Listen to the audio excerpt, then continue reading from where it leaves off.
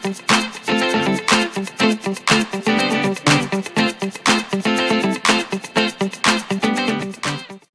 Student, I am Pramukh Kushal, your maths teacher. So student, last lecture में हमने chapter number 15 को complete किया था और आज हम चैप्टर नंबर 5 को स्टार्ट करने वाले हैं और इसके थोड़े बेसिक कॉन्सेप्ट को देखने वाले हैं। ठीक है स्टूडेंट, सो ध्यान दीजिएगा, अच्छे से केयरफुली सुनिएगा जो भी आपको बेसिक कॉन्सेप्ट में समझाया जा रहा है उसे। ठीक है, तो जो चैप्टर है हमारा 5 वो क्या है स्टूडेंट, समांतर श्रेणियाँ। ठीक है, जो कि बहुत ईजी चैप्टर है क्लास 10 का और बहुत ही ईजी चैप्टर है। ठीक है, सो समझते हैं सबसे पहले क्या होता है समांतर श्रेणी क्या होती है। सो स्टूडेंट, ऐसी कोई भी लिस्ट, ऐसी कोई भी सूची जिनके बीच का जो अंतर हो क्या होना चाहिए, समान। क्योंकि अपना समांतर का मतलब ही क्या होता है, समान अंतर। ठीक है, ऐसी सूची जिनके बीच का अंतर क्या हो, समान हो, तो उसे क्या कहते हैं, हम समांतर श्रेणी कहते हैं। ठीक है, सिंपली उसकी परिभाषा क्या होती है यहाँ समझते हैं कि एक समांतर श्रेणी संख्याओं की एक ऐसी सूची है जिसमें प्रत्येक पद पहले के अतिरिक्त अपने पदों में एक निश्चित संख्या जोड़ने पर क्या होता है, प्राप्त होता है। ठीक है, आइए समझते हैं इसका मतलब क्या होता है कि मतलब समांतर श्रेणी की एक ऐसी संख्या सूची है, ऐसी सूची है जिसमें पहला जो पद होगा उसमें पहले पद को छोड़ के बाकी अलग मतलब दूसरा पद, तीसरा पद या चौथा पद जो होता है स्टूडेंट, उसमें एक निश्चित संख्या का अंतर होता है। ठीक है, निश्चित संख्या का क्या होता है, समान अंतर होता है। तो ऐसी श्रेणी क्या कहलाती है, समांतर श्रेणी कहलाती है। ठीक है, आइए थोड़ा एक 3-4 कोई सूची दिया गया है हमें और हमें इसे बताना है कि समांतर श्रेणी है कि नहीं है। जैसे कि पहला क्वेश्चन जो है हमारा क्या है, 1 2 3 4। ठीक है, तो ये अगर श्रेणी में देखा जाए तो यहाँ पर जो पहला है हमारे पास एक है जो हमारा क्या है, प्रथम पद है। ठीक है, एक जो हमारा क्या है, प्रथम पद। ठीक है, फिर उसके बाद 2 है, तो 2 हमारा क्या है, दूसरा पद। ठीक है, फिर उसके बाद 3 है, 3 हमारा क्या है, तीसरा पद। ठीक है, और उसके बाद 4 है, तो 4 हमारा क्या है, चौथा पद। ठीक है, हम 4 ही पदों की बात करते हैं। तो स्टूडेंट, अगर आप देखते हो तो इन दोनों के बीच का अंतर कितने का है। ठीक है, इन दोनों के बीच का अंतर कितने का है। ठीक है, तो इन दोनों के बीच का अंतर कितना है, 1 का। कैसे, देखिए यहाँ पर ये 1 है और यहाँ पर इसमें क्या किया गया है, 1 में 1 को जोड़ा गया है। ठीक है, तो कितना आ गया, 1 में 1 का जोड़ा गया, कितना आ गया, 2 आ गया। ठीक है, उसी प्रकार से यहाँ पर 2 था तो 2 में क्या किया, 1 को जोड़ा तो कितना आ गया, 3 आ गया। ठीक है, उसी प्रकार से देखिए तो यहाँ पर 4 आ रहा है, तो मतलब 3 होगा और 3 में क्या किया होगा, 1 प्लस किया होगा। मतलब कि कहना क्या चाहता है, परिभाषा क्या कहना चाहता है कि समांतर श्रेणी एक ऐसी संख्याओं की सूची है जिसमें पदों की संख्या अपने पद से निश्चित संख्या जोड़ने पर प्राप्त होती है। वो निश्चित संख्या क्या कहलाती है, तो उस निश्चित संख्या को हम बोलते हैं सार्वंतर। क्या बोलते हैं, क्या बोलते हैं हम, सार्वंतर। मतलब कि सार्वंतर क्या होता है, कोई भी सूची दी है उसमें 2 पदों के बीच का जो अंतर होता है, फिक्स अंतर होता है, उसे हम क्या कहते हैं, सार्वंतर। ठीक है, कि कोई भी समांतर श्रेणी में, कोई भी समांतर श्रेणी या कोई भी सूची में यदि पदों की संख्या 2 पदों के बीच में, 2 पदों के बीच का अंतर क्या हो, समान होता है, सिंपल मतलब कि सेम होता है, तो वो पदें क्या कहलाती है, सार्वंतर कहलाती है। ठीक है, उस पद को क्या कहते हैं, उस निश्चित संख्या को क्या कहते हैं, हम सार्वंतर। अगर हम बात करें इस समांतर श्रेणी के लिए तो 1 2 3 4 इन सब के बीच में, इन 2 पदों के बीच में कितने का अंतर है, 1 का अंतर है। ठीक है, तो यहाँ पर इसके लिए सार्वंतर कितना आ जाएगा, हमारे पास 1 आ जाएगा। ठीक है, और सार्वंतर को हम किससे डिनोट करते हैं, डी से डिनोट करते हैं। ठीक है, सार्वंतर को हम किससे दर्शाते हैं, स्मॉल डी से दर्शाते हैं स्टूडेंट। ठीक है, स्मॉल डी से। ठीक है, तो समांतर श्रेणी आपको समझ में आएगा, कोई भी श्रेणी, ऐसी श्रेणी जिनके बीच का अंतर क्या हो, समान हो, उसे क्या कहते हैं, हम समांतर श्रेणी कहते हैं। ठीक है, फॉर एग्जांपल दूसरा देख लेते हैं, इसी में दूसरा, यहाँ पर दूसरा जो समांतर श्रेणी हमारे पास दिया है कितना है, 5 10 15 20 ... तो अब ये पूछा जाए कि सर समांतर श्रेणी है कि नहीं, ये सूची समांतर श्रेणी है कि नहीं है, समांतर श्रेणी पूछे या एपी है कि नहीं। एपी का मतलब भी समांतर श्रेणी को शॉर्ट में एपी बोलते हैं। एपी मीन्स अर्थमेटिक्स प्रोग्रेशन होता है। ठीक है, यहाँ पर मैंने लिख दिया अर्थमेटिक्स प्रोग्रेशन। एपी का फुल फॉर्म क्या होता है, अर्थमेटिक्स प्रोग्रेशन, और हिंदी में उसको क्या बोलते हैं, समांतर श्रेणी बोलते हैं। ठीक है, तो यहाँ पर अगर आप देखते हैं दूसरा सूची है तो 5 10 15 20, ठीक है, 25 30 35 आगे तक जाते रहेंगे। तो अगर देखें तो इन दो पदों के बीच का अंतर कितने का स्टूडेंट है? 5 का अंतर है, देखिए, है ना। इन दो पदों के बीच का अंतर कितने का है? 5 का है। फिर तीसरे और दूसरे पद के देखिए, तो ये 15 है, 15 में 15 और 10 के बीच के भी कितना का अंतर है? 5 का ही अंतर है। मतलब कि यहाँ पर सार्वंतर क्या आ रहा है? समान आ रहा है। मतलब ये AP है कि नहीं है? है, ठीक है, ओके। तो यहाँ पर सबसे पहले हमें ये मालूम होना चाहिए कि पद क्या होता है। तो सूची के जो प्रत्येक संख्या होती है, सूची की जो प्रत्येक संख्या होती है, जैसे कि 1 2 3 4, ये जो संख्याएँ हैं इनको हम क्या कहते हैं? इनको क्या कहते हैं हम? ठीक है, तो ये जो संख्याएँ हैं इसको हम क्या कहते हैं? पद कहते हैं स्टूडेंट, ठीक है, ठीक है, क्या कहते हैं? पद। तो सूची की प्रत्येक संख्या जो होती है उसको हम क्या कहते हैं? पद कहते हैं। तो ये जो हमारा होता है इसको बोलते हैं प्रथम पद, अभी हमने बताया। ये कौन सा है? दूसरा पद।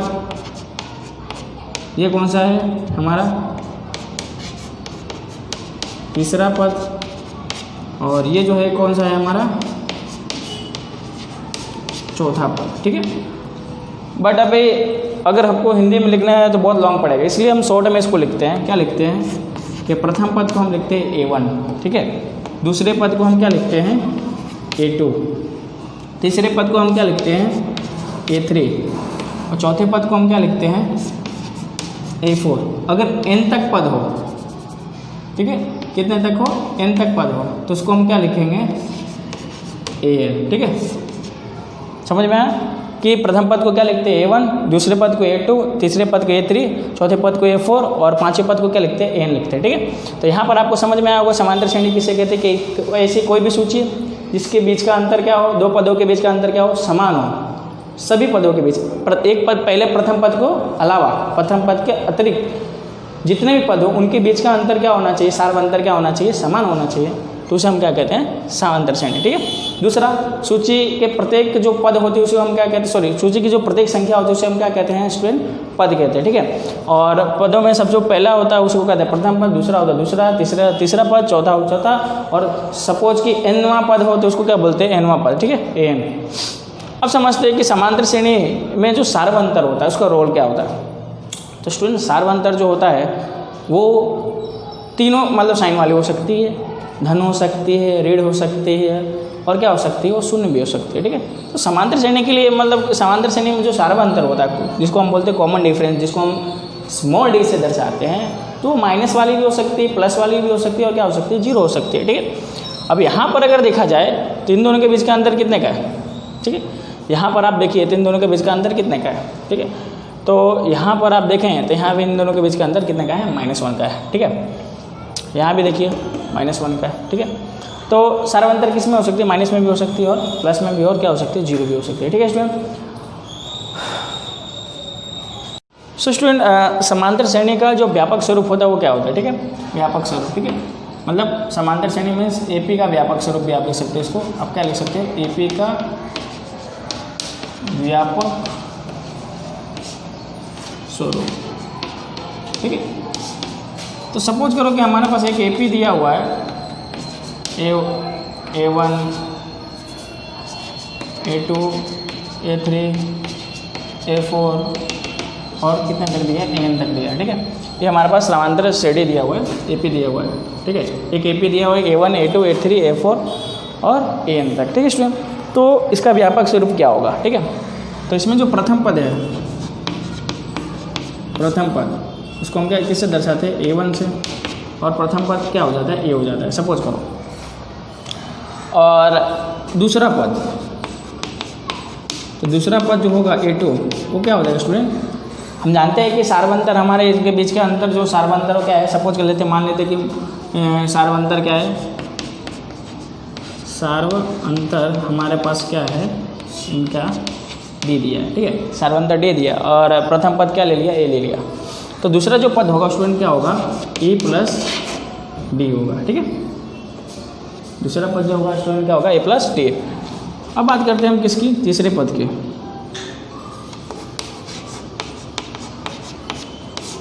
तीसरा पद, ठीक है, तीसरे पद को हम किससे दर्शाते हैं? A3 से, ठीक है।